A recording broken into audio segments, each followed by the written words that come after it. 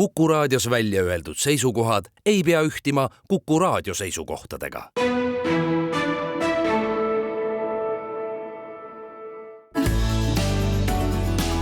Keskpäevatund.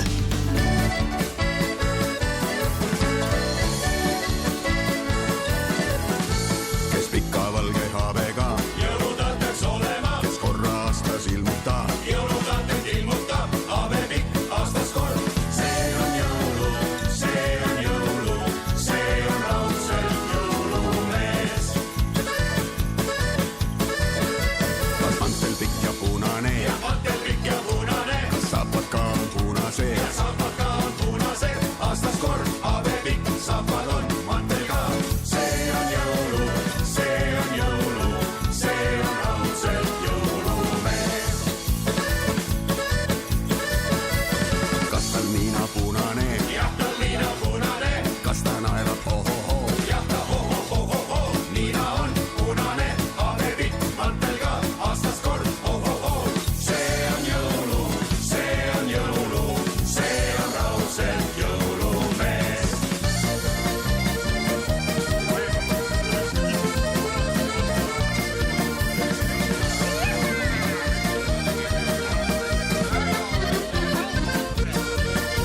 kes akna taga koolistab See jõuluvana koolistab, kellel põdrad saani ees jõulumehed põdrades, saani sees põdrades, habe pikk mantel ka, akna all koolistab, ho-ho-ho, aastas kord. See on jõulu,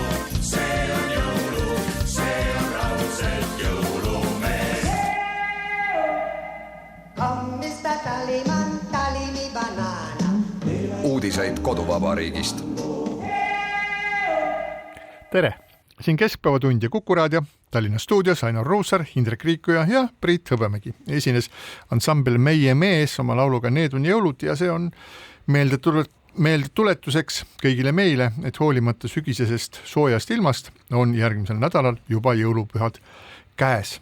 Aga alustame täna ühest sündmusest, mis oleks justkui pidanud olema ärevust tekitav, aga tundus pigem tavapärase ja rutiinsena. Ehkki juhtus selline asi, et Venemaa Föderatsiooni piirivalvurid rikkusid Vasknarva muulil ajutist kontrolljoont Eestis ja ajutist kontrolljoont Eestiga ja ka üldsus sai sellest sündmusest teada 11 tundi hiljem millegi pärast. Ja nüüd, kui inimestel on ettekujutus sellest, mis seal Vasknarva muulil üldse toimub või kus kohas see on, siis ühes kohas Eestis on selline kummaline geograafiline eripära, et Eesti Vabariigi territoorium on kahel pool Narva jõge, nii siinpool kui ka sealpool, aga niimoodi on see välja kukkunud ja seal on üks jupp muuli, millest põhjapoolsem osa asub Vene Föderatsiooni territooriumil, aga ülejäänud muul on siis Eesti Vabariigi territoorium ja juhtuski nii, et siis hõljuksõidukil nähti Eesti poole pealt, et 3 Vene piirivalvurit sinna jõudsid, natuke nad seal ringi tatsasid ja läksid sealt uuesti minema. Meie saime sellest teada 11 tundi hiljem, mis minu meelest on ikka väga-väga palju hiljem ja mingit selget põhjust selleks ei antud, miks intsidenti nii kaua kas ei avalikustatud, aga mingisuguseid olulisi kokkuvõtteid sellest ei ole tehtud ja ma ei tea, kas paistab siis tõepoolest niimoodi, et käivad piirivalvurid, Vene piirivalvurid siin tatsavad, seal tatsavad ja ongi juba business as usual. Tead, ma arvan, et see oli lollus ja lohakus seekord, et see ei olnud provokatsioon, sest kui Venemaa tahab korraldada provokatsioone, siis ta teeb seda ja teeb seda võimsalt, millele ka Eesti on võimsalt vastanud. Meenutame septembri lennuintsidenti, kus ikkagi 12 minutit viibis Vene hävituslennuk Eesti territooriumil ja millest ka räägiti väga palju ÜROs ja Euroopa Liidu kõrgemal tasemel. Probleem on selles, et tõepoolest mingit kehtivat piirilepingut Eesti ja Venemaa vahel ei ole, on ajutine kontrolljoon ja see juba Priit sinu poolt mainitud, see Vasknarva lähedal asuv Narva jõe muul on tõepoolest üks neid kohti, mis tegelikult on problemaatilised, Saatse Saabas on ju ka selline koht ja Vaindloo lähedal tõmmat piir ehk siis see Eesti-Vene ajutine kontrolljoon piirilepingut. Kordan, kõik kuulajad teavad, meil ju ei ole sõlmitud Venemaaga, et see ajutine kontrolljoon ei kulge sellist mingisugust geograafilist loogikat vaadates mingisuguse sirge või pool kõvera joonena, vaid teeb aeg-ajalt väga naljakaid jõnkse või jätab sinna mingisuguseid naljakaid kotte, nagu on Saatse saabas.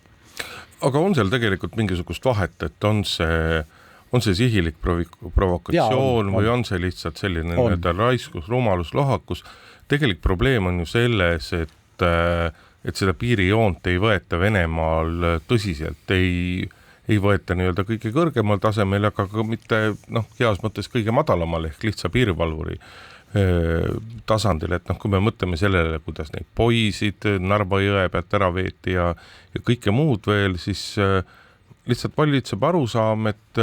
me võime teha suhteliselt ükskõik mida, ilma et sellest reaalselt tegelikult midagi juhtuks. Vot siin ma kas vaidlen sulle vastu või täpsustan seda ajutist kontrolljoont võetakse Venemaa pool väga tõsiselt, sellepärast ka need samad sinu poolt mainitud piiripoide teisaldamised, see, millel ma viitasin, lennukite õhuruumi rikkumised, need on väga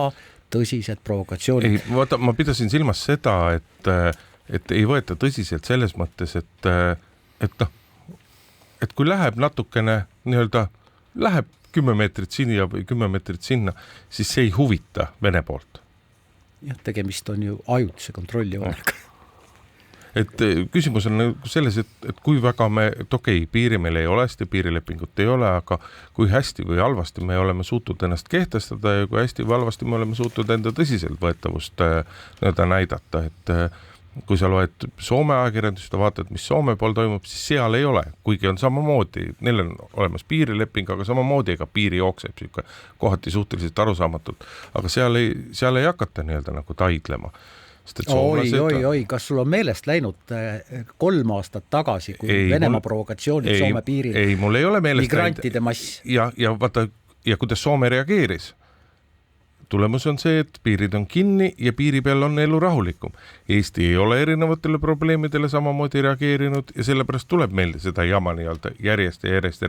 Igaüks paistab oma mõttes, mis sellest siis on? Tulid 3 meest, tegid suitsupausi, olid 20 minutit. Justkui, mis siis on? Aga kogumina on see probleem tegelikult nagu suur ja küsimus on selles Eesti riigi enda kehtestamises. Kogumina, vabandust, korra panen vahele, kogumina on see probleem väga suur, sellepärast et täpselt samamoodi ju Venemaa tekitab piiriprobleeme Poolale, kellega on maha märgitud, kokku lepitud, allkirjastatud piirileping. Samamoodi tekitab Valgevene lakkamatuid probleeme Leedule, õhupallirünnakuid pean silmas, ka droonirünnakuid ja nii edasi. Nii et tegelikult see on selgelt Venemaa taktika, aga nende... Muutust ei tule ennem, kui ikkagi kuidagi nagu väga selgelt ja väga jõuliselt reageeritakse. Ma ei pea silmas seda, eks ole, et 3 piirivalvurit tuleb üle kontrolljoone ja laseme maha. Ma ei pea seda silmas, aga jälle kerkib üles see küsimus, et miks Eestis peab olema piir Venemaaga avatud näiteks? Et sa mõtled seda kontrollpunkti, kus on avatud praegu? Narvas ja jõuludeks võiks kinni panna, eks ole. Jõuludeks ja aastavahetuseks, et see oleks nagu selline, see oleks nagu selge märk Eesti poolt ja Eesti poolt selge nagu näitamine, et meil on olemas jõud, et me kõik võtame seda tõsiselt ja meil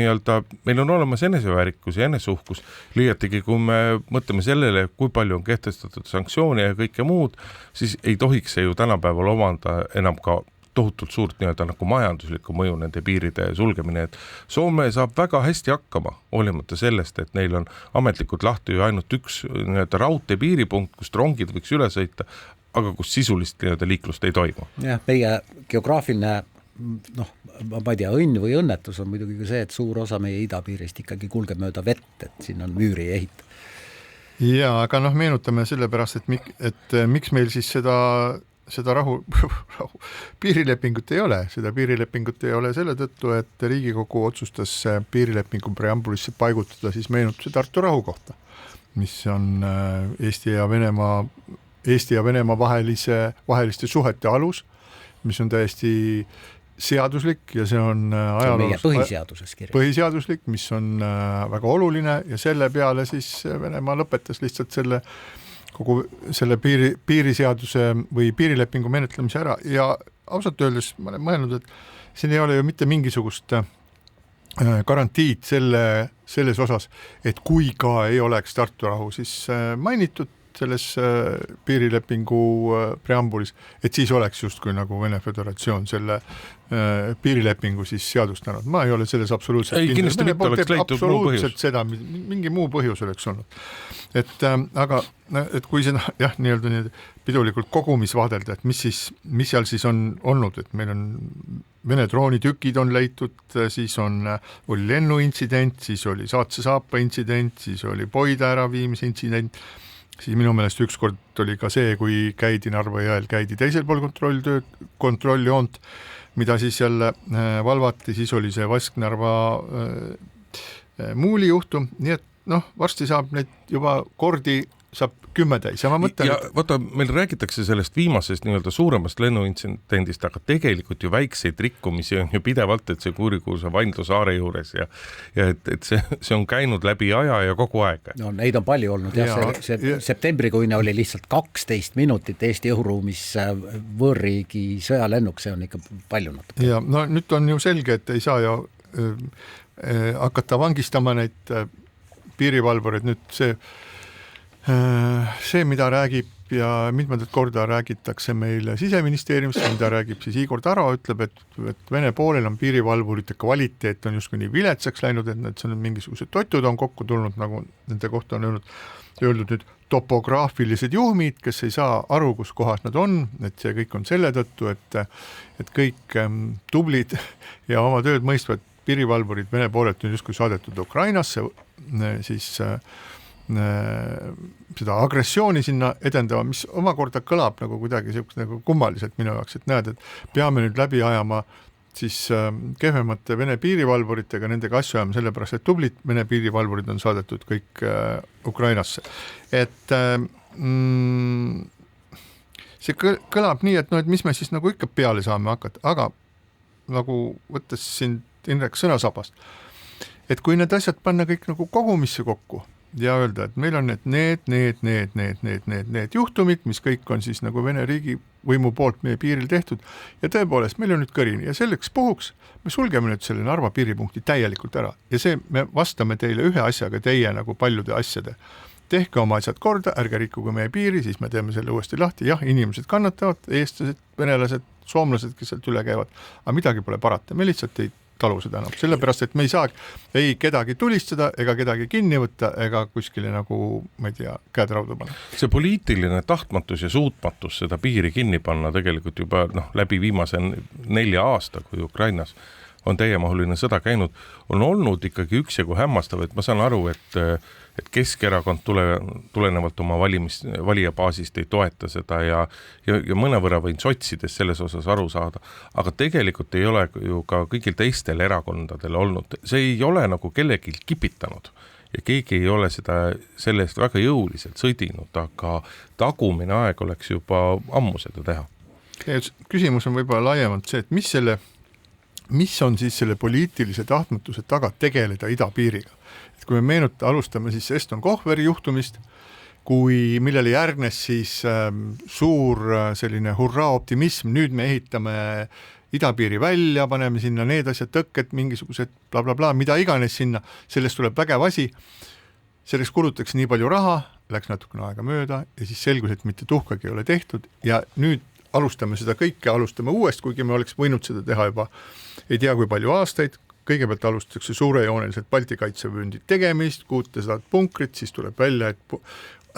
punkrite hankes on toimunud mingisugused vaidlustused jälle, ei saa neid punkreid teha, siis lõppkokkuvõttes alustati selle 21 punkri panemist, siis selgub, et ei ole veel maid hangitud kõiki, mida selleks on vaja. Nii, see on nagu selline siinusgraafik, et kõigepealt on mingi ärevus, mingi tipp, ühesõnaga nüüd tuleb kiiresti tegema hakata, tehakse natukene ja siis kõik vajub jälle ära ja ometigi see on kõige olulisem asi, mis meid peaks nagu kaitsma ida poolt tuleva ohu eest ja mul on see täiesti arusaamatu, miks nii. Ja ma loodan, et see lollus, mille Vene piirivalvurid korraldasid, on selles mõttes kasulik, et tõepoolest see on taas üks argument nendest siin juba loetletud piiririkkumise provokatsioonide juhtumitest, mis võib-olla tõepoolest toimib ka Euroopa Liidus, kui räägitakse liidu idapoolsete riikide kaitsevõime tugevdamisest, jutt käib siis Eestist, Lätist, Leedust, Poolast, eks ole, eelkõige, et äkki sealt tuleb tõepoolest natuke lisaraha, mida siis saab ka sinna piirikaitsesse reaalselt suunata, aga Indrek, ma olen suga nõus ühtepidi, et tõepoolest paneme selle piiri siis kinni, teistpidi on väga keeruline ja kuidas Narva linnavõim küll rahustab maha neid inimesi, keda ta pajab seal aeg-ajalt isegi toitma, kes seisavad seal pikas järjekorras ja tahavad pääseda Jaanilinna, kus mõnel on korter, mõnel sugulased ja nii edasi. Aga tead, mõni käib isegi tööl seal. Ärme karda seda, mina käisin eelmise aasta suvel käisin Lapimaal ja mõtlesin, et lähen vaatan oma silmaga selle Rajan Joosepi piiripunkti, suletud piiripunkti üle. Ja tarad olid kinni, vaatasin läbi tarade, eks ole, ja siis sõitsin eemale vast nii 10 kilomeetrit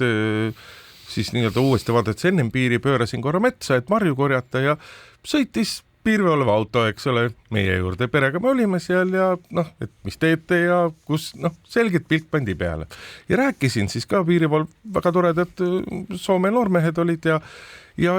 nemad tunnistasid kausalt, et ega kardeti väga-väga palju, aga sest et kõik täpselt samasugused asjad, ega ka Soomes on ju... Sa ei saa võrrelda seda, kus sa marju korjasid Jaanilinna ja Narva. Ei, ma pean silmas nii-öelda Soome ja Venemaa nii-öelda vaheline inimeste liikumine, see sama kinnisvara probleem, väga palju venelasi on ju, elab Ida-Soomes ja nii edasi, aga et seda kõike väga palju kardeti, aga tõdeti, et aga mis siis ikka, mis siis teha, et nii oli ju õige ja tegelikult ei ole see kõik sugugi nii jube ja täpselt samamoodi peaksime meie just nimelt ja need samad soomlased sõidavad nüüd Narva, seal on Eesti eestlasi, venelasi ja Soome soomlasi, kes tahavad üle piiri minna ja see ongi neil ainukene koht ja ma arvan, et võikski nii, nagu me siin rääkisime, et võiks selle koha kinni panna, sellepärast et Vene pool näitab, et nendel see piiri turvalisus, nad ei hooli sellest, Eesti piiris nad ei hooli, nad rikuvad seda pidevalt, et see oleks nagu selline koha kätte näitab. Ja võtta venelastel on seda omapoolset nii-öelda siseriiklikud survet ka ikkagi rohkem vaja tekkida ja see, kui tõepoolest ei ole nii pikalt distantsi mõttes võimalik pääseda Euroopa Liidu poolt Venemaa poole, see muutub ka nii-öelda siseriiklikult väga suureks probleemiks, mida ei saa lõputult ainult nende pahade eestlaste kaela ajada. Ja, aga nüüd on Narva linnapeaks saanud siis taaskord, ma ei tea, mitmeks päevaks Katri Raik, kes, ma arvan, et kui Katri Raigi käest küsida, siis tema on ju selline tuntud köietantsija, kes peab säilitama tasakaalu mingisuguste väga kummaliste jõudude vahel, mida me isegi vist ei saagi aru, et mis seal nagu Narva sellist dünaamikat üldse liigutavad, aga ma arvan, et siis kui me läheksime nüüd, küsiksime Katri Raigi käest, et kuidas on, et kas võiks kinni panna või ei, siis Katri Raik ütleks meile selges kõva häälega ütleks selges eesti keeles, ei, seda ei saa teha, sellepärast, et tema valijad on ju seal ja teatavasti ta sai linnapeaks ainult ühe häälega, nii et ta võitleb seal finišijoonel kogu aeg Jaan Tootsiga, kord on Toots peal ja Raik all, kord on vastupidi ja ühel päeval see on jälle teistpidi. Nii mulle tundub, et see Tartu Narva linnavõim, kes seal on ka asja juures, olgu see siis Toots või Raik, Stalnuhhin täitsa. või Stalnuhhin, nad keegi ei taha seda, et see läheks kinni, aga see tegelikult peaks olema mitte kohaliku võimu, vaid siiski riigivõimu küsimus. No just nimelt, see ei ole, õnneks või kahjuks see ei ole Narva linnavõimu otsustada ja mõtleme nüüd ka selle peale, et see 3 nime, keda sa nimetasid, et selge erakondlik seos on ju neist ainult Jaan Tootsile, eks ole, Stalnuhhin on oma nii-öelda iseseisev tegelane ja kui tema väljaütlemisi vaadata, siis on järjest keerulisem aru saada, et mis riigis tema elada siis tahaks või ei tahaks. Ja ka Katri Raik on ennast väga selgelt nagu Narva kontekstist distantseerinud sotsiaaldemokraatidest ja kas ta enam erakonna liige on? Siin seda ei tea. Aga Ida-Virust veel seda, et suurt tähelepanu on sel nädalal siis pälvinud see, et Ida-Virumaa Kutsehariduskeskuse direktor Henrik Agur, tuntud koolidirektori bändimees, on siis Lendur. ja lendur, jah, alla kukkunud lendur, aga noh, tervis on käes, nagu näha, siis on võtnud oma südameasjaks selle, et Ida-Viru Kutsehariduskeskusesse saabub väga palju noori, kes on tulnud siis põhikoolidest, kes ei valda eesti keelt, kuigi nende lõputunnistusel on märge, et neil on B1 keeleoskus olemas ja on öelnud, et niimoodi me kuhugi edasi minna ei saa. Süüdistab kõiki kohalikke koole selles, et nad venekeelseid noori tegelikult eesti keelt neile ei õpeta ja otsustas õppetöö ümber korraldada nii, et järgmise õppeaasta algusest üks portsjon siis need noored, kes ei saa eesti keelega hakkama, ei õpi mitte oma kutseoskusi, vaid kõigepealt saavad intensiivse keelekursuse ja alles seejärel asuvad nad õppima siis neid erialasid, mida nad sinna õppima tulid. Minu meelest on see väga julge ja Agur on selliste, ta mõnikord laseb kõvasti üles serva, aga üldiselt ta on selline Eesti haridusmaastikul olnud selline julge ja minu meelest ägedate ideedega välja paistnud mees, aga kuidas selle asjaga tegelikult saab, selle kohta oskab öelda kindlasti Ainer, kellel on oma kogemus sellest Ida-Virumaast, nii Agurist, Ida-Virumaast kui sealsetest noortest. Ja sellest kogemusest on küll juba 6 aastat, aga jah, Hendrik Agur on tõepoolest oma eestimeelsust väga selgelt väljendanud ja noh, kui ta siit GAG koolist läks juhtima siis Kohtla-Järvel avatud uut riigigümnaasiumi, mida sel hetkel, kui Agur direktoriks sai, alles ehitati kohutavas Kohtla-Järve linnaosas, täiesti uus, selge, kena pärl, siis jah, Hendrik Agur on eesti keelt ja eesti meelt kogu aeg ajanud ja mulle on ikkagi meelde jäänud see, kuidas enne Eesti Vabariigi aastapäeva 24. veebruaril viimasel koolipäeval Agur korraldas seal samas kooli juures kooliõpilaste paraadi sinimustvalgete lippude all, mida olid siis kohalikud Kohtla-Järve elanikud vaatama tulnud, suu lahti, suu ammuli, nad ei olnud paraadi sellisel ei olnud Eesti Vabariiki nii palju näinud. Ei olnud, muide ma julgen seda küll öelda, nii et selles mõttes Hendrik Agur ajab ikkagi väga tõsiselt oma eesti asja, eesti keele asja. Nüüd küsimus on see, mis on tõstatanud ja mis on tegelikult tegemata jäänud Eesti riigis. Kõigi siin võimul olnud parteide ajal on see, et põhikooli lõpetanud noor ei oska siiamaani piisavalt eesti keelt. Venekeelne noor siis ikka. Mida pagana. No tead, vahel võib ka nende eestikeelsete noorte kohta küsida. Jaa, aga mida pagana? No ei tohiks nii olla enam. Aasta on 2026 kohe. Ei, kindlasti Hendrik Agur ajab selles mõttes õiget asja, aga ega ta ju läbi oma karjääri, ta on alati olnud selline poosimeister, et ta on turunduses väga kõva,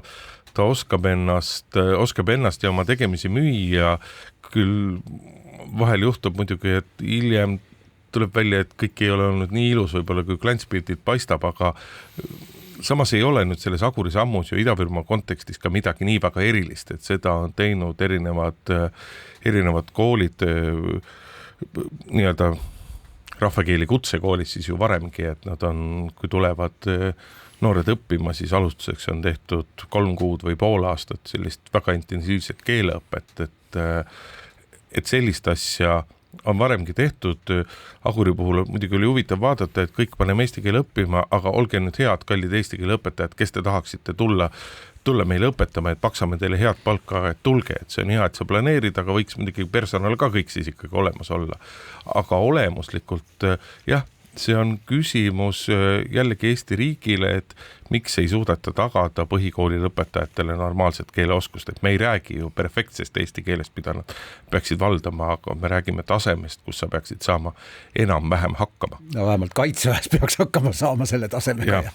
Ja just, et jõudu Agurile seal, et kahtlemata, et ettevõtmine on suur, aga temaduskus tegelast näitavad, et sellist inimest, jõulist inimest, kes ajab Eesti asja mingisuguses kohas, kus ümberringi hoopis teine keel on, need on jube väärtuslikud ja need on hästi-hästi olulised tegelased. Üks asi on see nii-öelda jõuline asjaajamine, silmapaistev isiksus, aga vahest olulisemgi on see, et et tulevad inimesed väljaspoolt, et läbi 30 aasta Ida-Virumaa haridusmaastikul on toimetanud ju tegelikult heas mõttes ühed samad inimesed, nii-öelda kohalikud Ida-Virumaa inimesed, aga selle jaoks, et midagi tõesti muutuks, on hädasti vaja tuua nii-öelda väljast inimesi sisse, et kes ei ole olnud aastakümneid, kellel ei ole seda endale Ida-Virumaa ajalugu, kes suudavad vaadata teise pilguga ja kes saavad teistsuguseid asju läbi suruda. Jah, ma usun ka, et nad võib-olla, et see kohalik keskkond ei ole neid nagu ära koolutanud mingisugused, nad ei hakka, nad ei ütle, ei ole võtnud nad ei ohka ja ütle, et jah, seda võiks küll teha, aga ma tean, et see on tõesti võimatu, et taolistel juhtudel on vaja inimesi, kes ei tea, et see on võimatu ja püüavad seda seina purustada. Siinkohal väike paus.